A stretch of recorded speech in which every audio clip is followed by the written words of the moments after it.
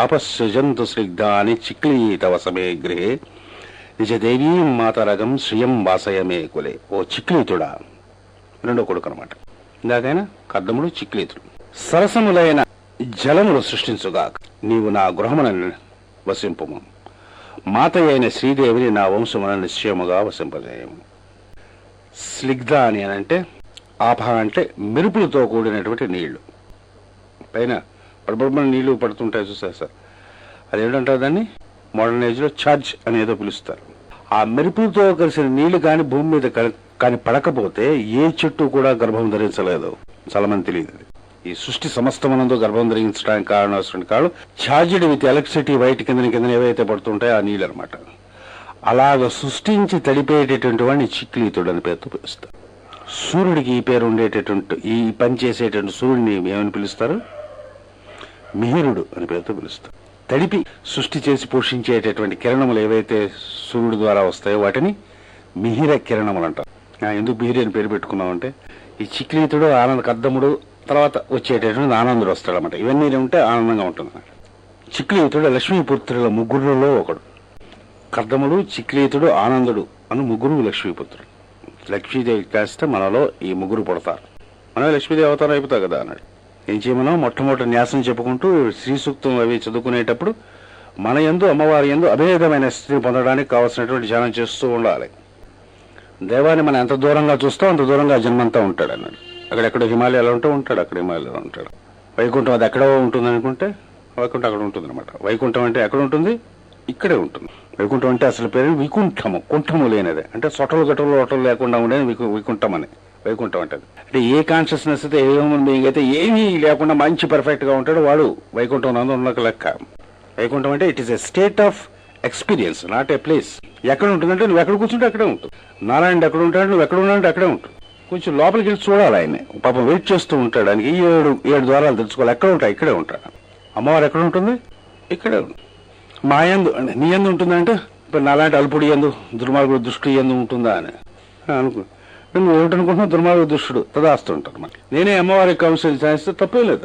భగవద్గీత విభూతి యోగమనందు, రాజవిద్య రాజగుహ్యమనందు ఒకసారి చదవాలి. కృష్ణుడికి కీసని ఇచ్చాడు. అందులో ఏమనుకో, ఈ ఆకాశమనందంతా నేను వ్యాపించి ఉన్నాను, ధ్యానం చేసుకో అన్నాడు.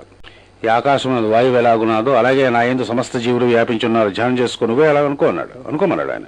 మీరందరూ నా యందు వ్యాపించలేరండి, మీ యందు మేమందరం వ్యాపించలేము, ఎవరికి వాళ్ళకి వ్యాపించకపోతే ఎలా ఉంటావు అని ధ్యానం చేసుకున్నాను. సర్వముందు నేను అంతర్యామి చేయందున్నాను, ధ్యానం చేసుకున్నాను. లక్ష్మీ యందు నా దేవి నా యందు అంతర్యామి ఏమన్నది, ధ్యానం చేసుకుని కొమ్మడిపోయింది లేదు చేసుకున్నాను. చేసుకుంటే ఏమిటన్నారు?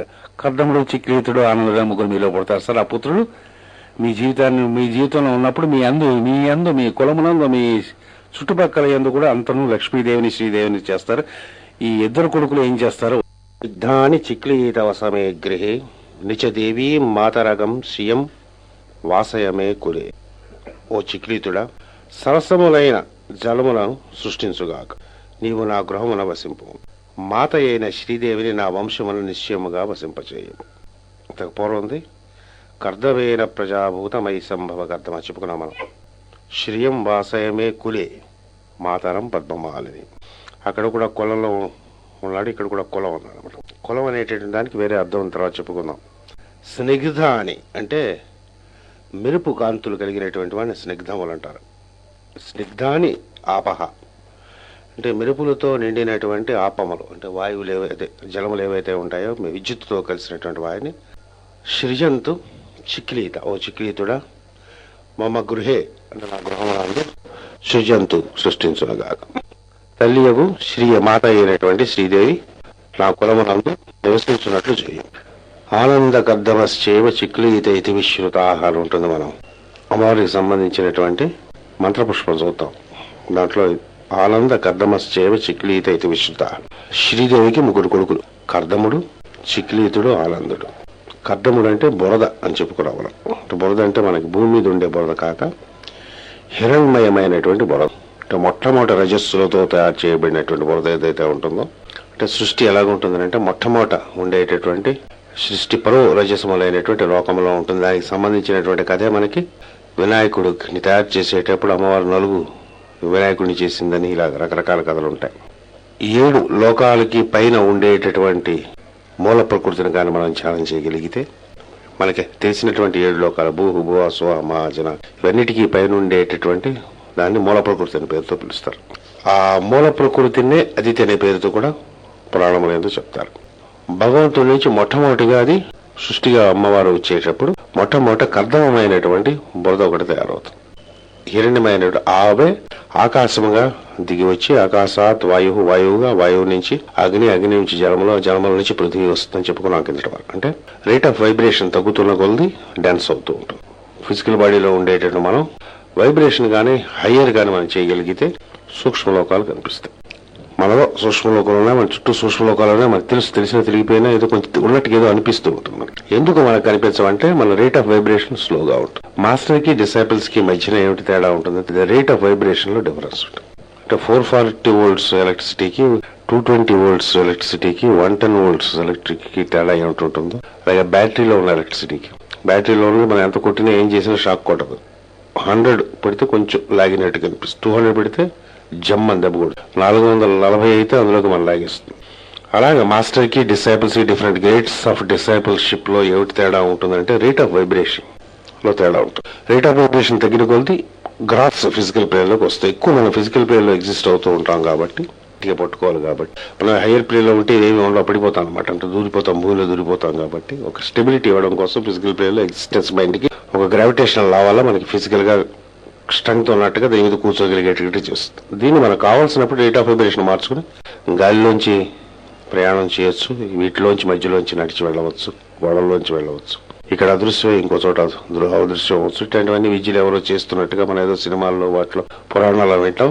ఇవన్నీ కూడా సైంటిఫిక్ ట్రూత్సే ఎప్పుడో ఒక రోజు మానవ జాతికి వస్తాయి. ఆ వచ్చేంత వరకు మనం ఇప్పుడు ఉండేటువంటి ప్లేన్ కి సంబంధించినటువంటిది కాబట్టి ఈ సూక్తం దీనికి సంబంధించినట్టు కాబట్టి ఈ సృష్టి మొట్టమొదట మొదలు పెట్టేటప్పుడు కర్దముడు అనేటువంటి ప్రజాపతి పేరుతో పిలుస్తారు. ప్రజాపతులు 10 మంది ఉంటారని చెప్పుకున్నాం మనం. రెండో వాడు కొడుకు చిక్లీతుడు. ఈ ఇద్దరి వల్ల ఆనందం అనేటటువంటిది వస్తూ ఉంటుంది. జీవి ఏ కారణంగా పుడతాడంటే ఆనందం కారణంగా పుడతాడు. దేంట్లోకి వెళ్ళిపోతాడంటే ఆనందంలోకి వెళ్ళిపోతాడు. అసలు మానవుడు ఎందుకు పుడతాడంటే ఆనందంగా ఉండడం కోసం పుట్టుకుంటాడు. అది పోగొట్టుకోవటం వల్ల అలక్ష్మి అనేటటువంటి మనకు వచ్చి దానివల్ల జ్యేష్ఠాదేవి మనకు వచ్చి అమ్మవారు దూరం అయిపోతూ ఉంటాడు. చూడము సూక్ష్మములు అనేటి అనేక మనములు మనం ఏం చేస్తుంటాయి, మనం ఏ లోపల నుంచి వచ్చామో మనం ఎవరో అది కాకుండా ఉండడానికి నీరు కప్పిస్తూ ఉంటుంది. దాన్నే మనకి వేదముల యందు మానవుడిని డివైడ్ చేసేటప్పుడు 5 లోకములుగా చెప్తాడు. అన్నమయము అంటే ఫిజికల్ బాడీ, ప్రాణమయము అంటే శక్తికి, మనోమయము బుద్ధిమయము, ఆనందమయము. అసలు ఎగ్జిస్టెన్స్ ఆనందం అవుతుంది. ఆనందం కూడా పార్ట్ ఆఫ్ ఆనందం. ఆనందానికి మళ్ళీ బోర్డు లెక్కలు ఉన్నాయి. 1000 మనుషుల యొక్క ఆనందం, ఒక యక్షుల యొక్క ఆనందం, అలా 1000 యక్షుల యొక్క ఆనందం, ఒక గంధర్వుల యొక్క ఆనందం, 1000 గంధర్వుల యొక్క దేవతల యొక్క ఆనందం. దేవతల యొక్క 1000 ఆనందాలు బ్రహ్మానందం అంటారు. తైత్తిరీయోపనిషత్తు ఈ ఆనందముల గురించి ఆనంద వల్లి యందు కూడా, తైత్తిరీయోపనిషత్తు యందు తర్వాత కఠోపనిషత్తు కూడా ఈ ఆనందాల గురించి చెప్తారు. అంటే బ్రహ్మానందం అంటే ఎంతో ఆనందం అనమాట. ఆ ఆనందాన్ని మనం కన్సీవ్ కూడా చేయలేము. ఉపనిషత్తులో ఒక్కొక్క ఆనందానికి లెక్కలు చెప్తారు.